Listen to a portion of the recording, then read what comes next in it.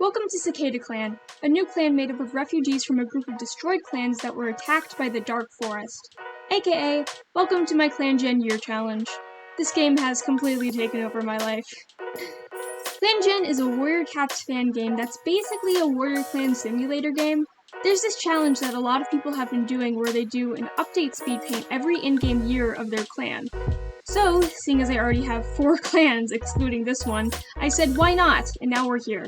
Also, I'm sorry for the bad audio, I don't have a mic, so this is being recorded on my headphones.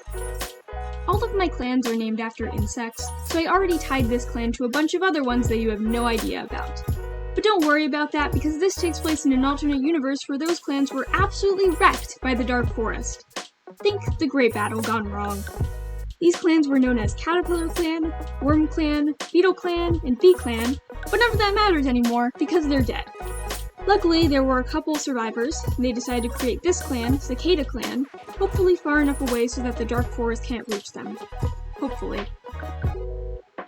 First up is Golden Star. Golden Star is a solid leader who would have been an elder by now if she wasn't chosen by StarClan. Her situation is very ironic, because before all of this she was actually a warrior training in the Dark Forest. She was one of their best living warriors, actually, until the Great Battle happened and she realized the consequences of her actions far too late.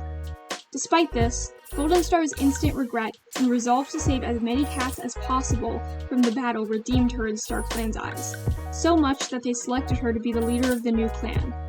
Almost no one else in the clan is aware of her dark past, and while Golden Star isn't purposely trying to keep it under wraps, she's ashamed at her prior hubris, so she doesn't go around telling other cats about it either.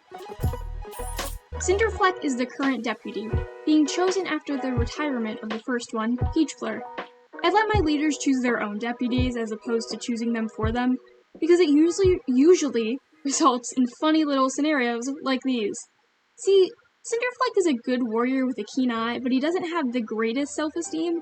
All of this to say that the senior Golden Star choosing this insecure cat who's barely less than a young adult to be her deputy was extremely unexpected to me, but also extremely interesting. He also happens to be the subject of many cats' affections. Leafpatch confessed to him like twice this year, and you rejected her both times. Despite his insecurities, Cinderfleck has grown into a dependable deputy for the clan this year, even if he's already thinking about retiring at 5 years old. Speaking of Leafpatch, she's like the cool, older sister of the clan's younger generation. She was the youngest warrior in the clan at its inception, but made up for it with her cleverness and strong commitment to justice, which she passed on to her apprentice, Pigeontail. Her relationship with said apprentice was kinda strained at first, but when Pigeontail became a warrior, Leafpatch came to understand her apprentice better and gained respect for the younger cat. She's not overly ambitious, but she clearly yearns for acknowledgement wherever she can get it, and it's likely she has a deputy position in her future. Also, I misremembered her name while I was drawing, so I labeled her as Leafspot. Whoops! Pineweb was the clan's sole apprentice when it was founded, but she was basically done with her training by then.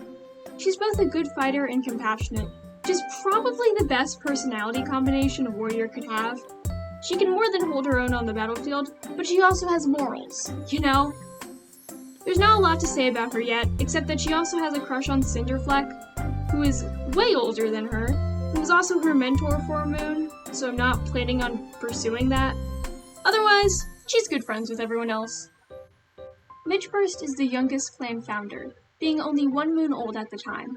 As a kid, he was nervous and oddly perceptive, but being mentored by Golden Star herself taught him to step out of his comfort zone. Nowadays, he is a perceptive and loyal warrior, if not a little aloof. His closest relationship is to his mentor and leader, who's basically become his parental figure.